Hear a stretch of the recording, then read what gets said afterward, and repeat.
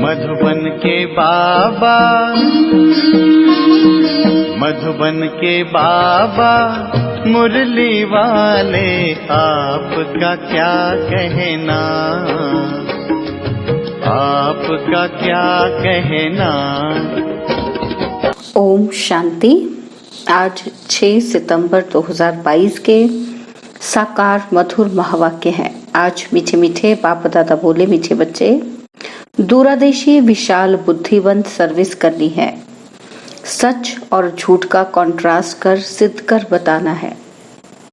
बाबा ने कहा, मीठे बच्चे, दूरदेशी विशाल बुद्धिवंत सर्विस करनी है। सच और झूठ का कॉन्ट्रास्ट सिद्ध कर बताना है। बाबा ने आज प्रश्न पूछा कि महाभारत से कौन कौन सी बातें सिद्ध होती हैं, महाभारत का अर्थ क्या है। उत्तर में बाबा समझाते कि महाभारत अर्थात अनेक धर्मों का विनाश और एक धर्म की स्थापना, और दूसरा कि महाभारत का अर्थ ही है पांडवों की विजय, कौरवों की पराजय। और बाबा ने एक और अर्थ बताया कि महाभारत लड़ाई से सिद्ध होता है कि जरूर भगवान भी होगा।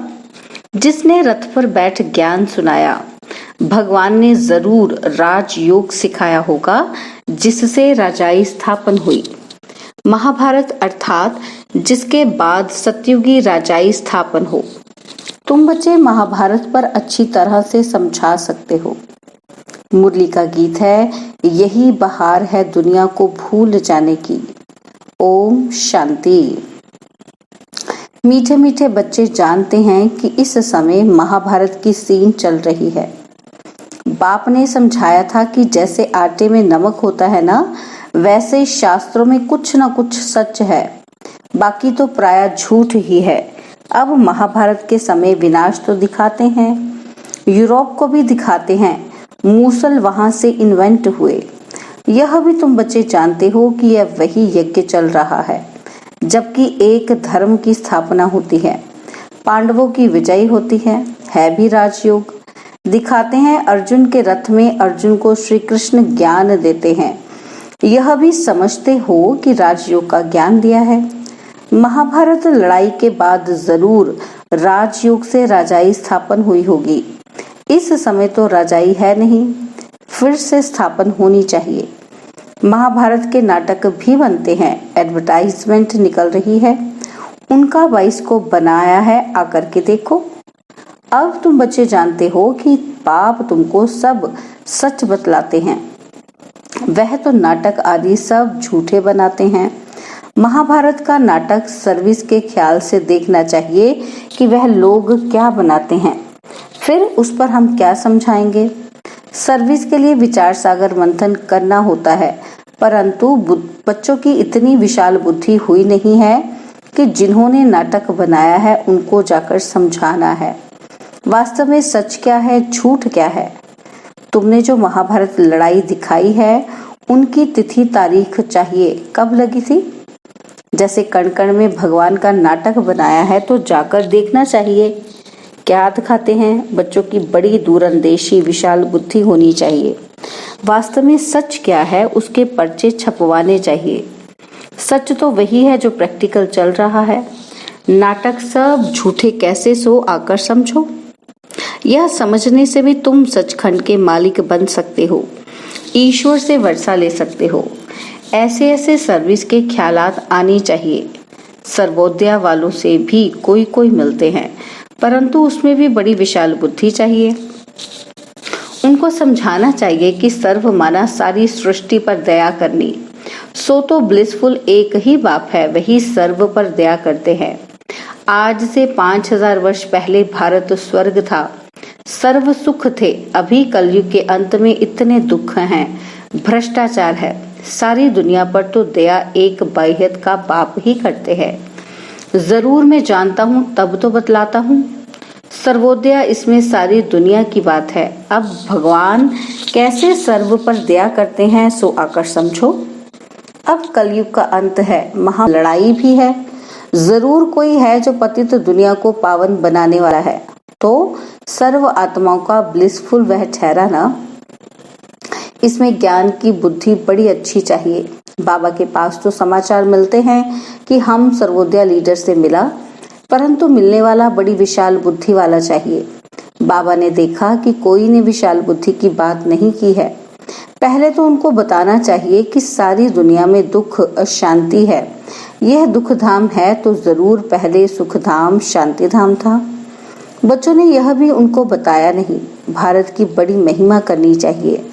अच्छा, भारत को ऐसा बनाने वाला कौन? तुम तो सर्व पर दया कर नहीं सकते हो। वह तो एक ही ईश्वर है जिसको तुम भूले हुए हो। वह खुद अपना कार्य कर रहे हैं। हाँ, यह भी अच्छा है जो दुखियों को कुछ न कुछ देते हो। उनसे मिलना भी चाहिए एकांत में। महाभारत का जो नाटक बनाया है उस पर सच और झूठ का कॉन्ट्रास्ट लिख पर्चे बनवाने चाहिए। महाभारत कैसे कौड़ी से हीरे जैसा बनता है सो आकर समझो। जब महाभारत लड़ाई हुई तब बाप भी था जिसे वर्षा मिलता है। श्री कृष्ण को तो कोई बाप कह ना सके।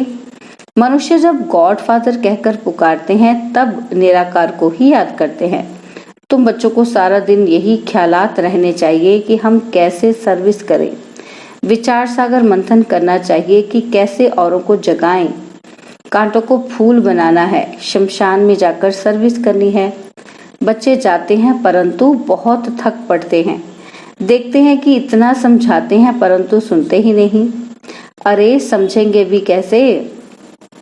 बाबा मिसाल देते हैं ना कि रीढ़ क्या समझे, मना भेड़। वह तो है बड़ा सहज ज्ञान। ऊंचे ते ऊंच है भगवान फिर देवताएं। यह वर्णों का राज भी बहुत सहज है। ब्राह्मण चोटी है सबसे ऊंच। तुम देवता बनते हो तो इतनी महिमा नहीं होती है। इस समय तुम्हारी महिमा बहुत है। शक्तियों के कितने मेले लगते हैं, लक्ष्मी का मेला नहीं लगता। उनका सिर्फ दीपमाला के दिन आवाहन करते हैं। मेला सदा जगदम्बा का लगता है। तुम जानते हो जगदम्बा कौन है, लक्ष्मी कौन है, लक्ष्मी की पूजा क्यों करते हैं? अभी सब कहाँ है? लक्ष्मी तो सतयुग में थी, अभी उनकी आत्मा कहाँ है? तुम जानते हो कि लक्ष्मी 84 जन्म भोग, अभी वह संगम पर अडॉप्ट कर फिर उनका नाम बदला जाता है। बहुत बच्चे कहते हैं कि हमको बाबा ने अडॉप्ट किया है, हमारा नाम क्यों नहीं बदला जाता है? बाबा कहते हैं क्या करूं, नाम तो बदलूं, परंतु नाम को बट्टा लगा देते हैं। नाम भी बहुत फर्स्ट क्लास मिले थे। तुम प्रजापिता ब्रह्मा कुमार कुमारियां कहलाते हो ना। भल शरीर निर्वाह अर्थ धंधे आदि में वह नाम चलाना पड़ता है। तुम तो कहेंगे हमारा तो अब यह नाम है, फिर भी एड्रेस घर की देनी होती है। बुद्धि में है कि हम ब्रह्मा कुमार कुमारी हैं, यहाँ बैठे हैं, साथ में शिव बाबा ब्रह्मा बाबा है। वहां बाहर मित्र संबंधियों को देखते हो तो वह नाम याद आ जाता है। वह नाम भी लिखना पड़ता है, नहीं तो समझ भी ना सके। तो ग्रस्त व्यवहार में जाने से फिर भूल जाते हैं। उसमें रहते अपने को शिववंशी निश्चय कर उस याद में रहना पड़े। मेहनत है, इसलिए बाबा लिखते हैं कि चार्ट रखो। लौकिक संबंधी होते भी पारलौकिक को याद करते रहें, इसमें मेहनत है। यह नई बात है ना। अब महाभारत नाटक में रथ भी तो दिखाएंगे, संस्कृत श्लोक भी जरूर बोलेंगे। देखना चाहिए कि क्या क्या बतलाते हैं, फिर उस पर ही लिखना चाहिए। सर्विस का ख्याल रहना चाहिए। परिचय देना है। ये बातें जानने से तुमको सच्चा महाभारत लड़ाई का ज्ञान मिल जाएगा। बाबा कुछ भी सुनते हैं तो ख्याल चलता है ना। तुम तो जानते हो ये छोटे छोटे मठ पंथ पिछाड़ी में निकलते हैं। झाड़ की आयु पूरी होने से सारा झाड़ ही सूख जाता है। तो यह सब जो भी धर्म वाले हैं वे कोई सतयुग में आने वाले नहीं हैं। बाकी जो कन्वर्ट हो गए हैं वे कहाँ ना कहाँ से निकलते हैं। जितना जो जिसकी तकदीर में होगा वह लेंगे। खुद समझकर फिर औरों को भी समझाना है। प्रजा नहीं बनाई, बहुतों का कल्याण नहीं किया तो वर्षा क्या मिलेगा। बाबा कहते कोई की शक्ल से ही पता पड़ जाता है कि इनको अच्छा ज्ञान अच्छा लगता है। बात दिल से लगेगी तो कांध ऐसे हिलता रहेगा, नहीं तो इधर उधर देखते रहेंगे। बाबा जांच भी करते हैं कि यह नालायक है व लायक है। यह तो बेहद का बाप है ना। यह दादा भी समझते हैं ना कि यह कोई भुट्टू तो नहीं, अर्थात बुद्धू तो नहीं। बाबा कब कह भी देते हैं कि अच्छा इनको भुट्टू समझो। तुम्हें शिव बाबा ही सुनाते हैं, मुरली चलाते हैं। तो कई ऐसे समझ लेते हैं कि ये थोड़े कुछ जानते हैं, ये तो हमारे मुआफिक ही हैं। अपना अहंकार आ जाता है, समझते हैं हम तो सेवा करते हैं, हम उनसे भी तीखे ठहरे। ऐसे कहते हैं दूरदेशी नहीं है। बाबा की तो ये युक्ति है कि बच्चे शिव बाबा को याद करें, याद करने से ही विकर्म विनाश होंगे। इसमें देह अभिमान की तो बात ही नहीं। समझो शिव बाबा ने समाचार सुना, वही तुमको डायरेक्शन देते हैं। ऐसी ऐसी सर्विस करो, विचार सागर मंथन करो। सन्यासी आदि आगे चल बहुत निकलेंगे जो समझेंगे कि इन्हों को पढ़ाने वाला बेशक परमपिता परमात्मा है, श्री कृष्ण तो हो नहीं सकता। तुम सिद्ध कर देंगे, समझ सकते हैं कि राइट क्या है, रॉन्ग क्या है, रॉन्ग में कौन ले जाते हैं और राइट में कौन ले जाते हैं। यह तुम अभी समझते हो। यह कोई को थोड़े ही पता है कि रावण राज्य द्वापर से शुरू हुआ है। जो चल रहा है, शुरू हुआ तो चल ही रहा है। रावण के चित्र पर भी समझाना है कि ये कब से शुरू हुआ है। डेट डालनी चाहिए कि रावण सबसे पुराना दुश्मन है। इन पर जीत पाने से तुम जगत जीत बन सकते हो। बाप सर्विस की अनेक प्रकार की युक्तियां बताते हैं, डायरेक्शन मिलते रहते हैं। ऐसे ऐसे पर्चों में लिखकर खूब बांटो और पॉइंट्स मिलती रहेगी तीर लगाने की।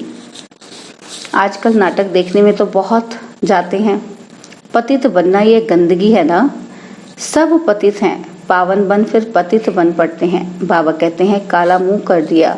ऐसे तो बहुत होते हैं। बाबा तो समझ जाते हैं कि इनमें क्या ताकत है माया पर जीत पाने की। बाबा से पूछते हैं शादी करूं? बाबा तो समझ जाते हैं कि इनकी दिल है। बाबा कहेंगे मालिक हो चाहे जहन्नुम में जाओ, चाहे क्षीर सागर में जाओ, मंजिल बहुत बड़ी है। काम विकार कोई कम थोड़ी है, बहुत मुश्किल है। सन्यासी तो घर भर छोड़ जाते हैं। तुमको ग्रस्त व्यवहार में रहते बाप से योग लगाकर पूरा वर्षा लेना है। बहुत मेहनत करनी पड़े, प्राप्ति भी बहुत है। सन्यासी पवित्र बनते हैं तो बड़े बड़े प्रेसिडेंट आदि भी जाकर उनको माथा टेकते हैं। फर्क देखो पतित और पावन का। मेहनत से मनुष्य एमपी आदि बन जाते हैं। है सारा पुरुषार्थ पर मदार। कहते हैं ना पुरुषार्थ बड़ा या प्रारब्ध बड़ी। पुरुषार्थ ही बड़ा कहेंगे, पुरुषार्थ से ही प्रारब्ध बनती है ना। कोई फिर समझते हैं प्रारब्ध में होगा तो पुरुषार्थ करेंगे, ड्रामा कराएगा, ऐसे समझकर बैठ जाते हैं। पहली मुख्य बात है ही बाप का परिचय देना। जास्ती बातों में टाइम वेस्ट नहीं करना है।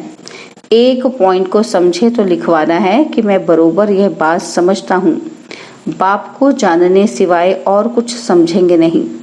पहली बात ही यह पकड़नी है। नहीं मानते हो तो जाओ अपना रास्ता लो।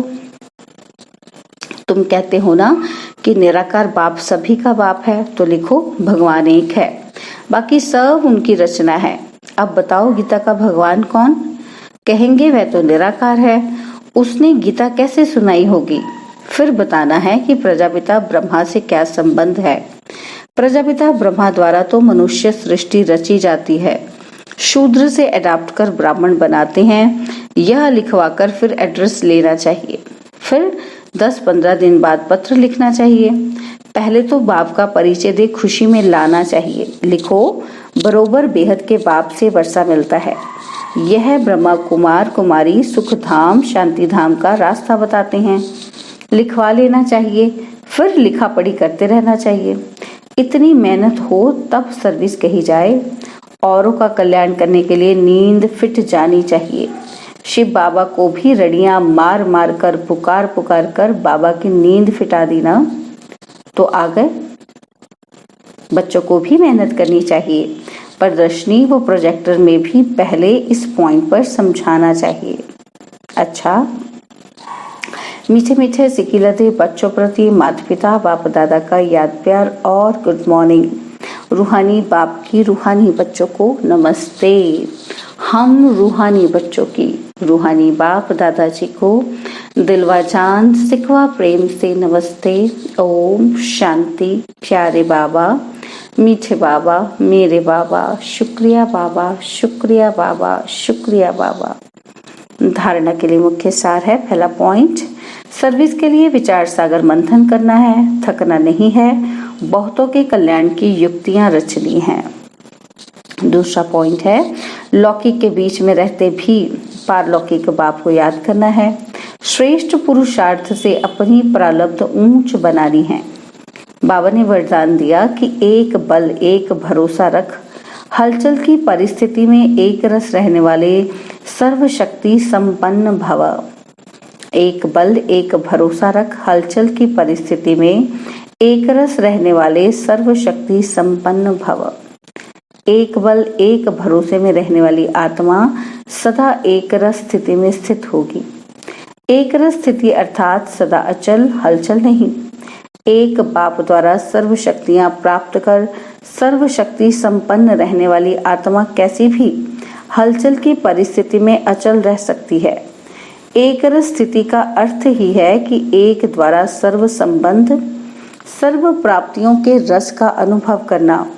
उसे और कोई भी संबंध अपनी ओर आकर्षित नहीं कर सकते। स्लोगन है, बेहद सेवा की श्रेष्ठ वृत्ति रखना ही विश्व कल्याणकारी बनना है। बेहद सेवा की श्रेष्ठ वृत्ति रखना ही विश्व कल्याणकारी बनना है। ओम शांति। और अब यह एक बहुत अच्छी वीडियो भी जरूर देखें।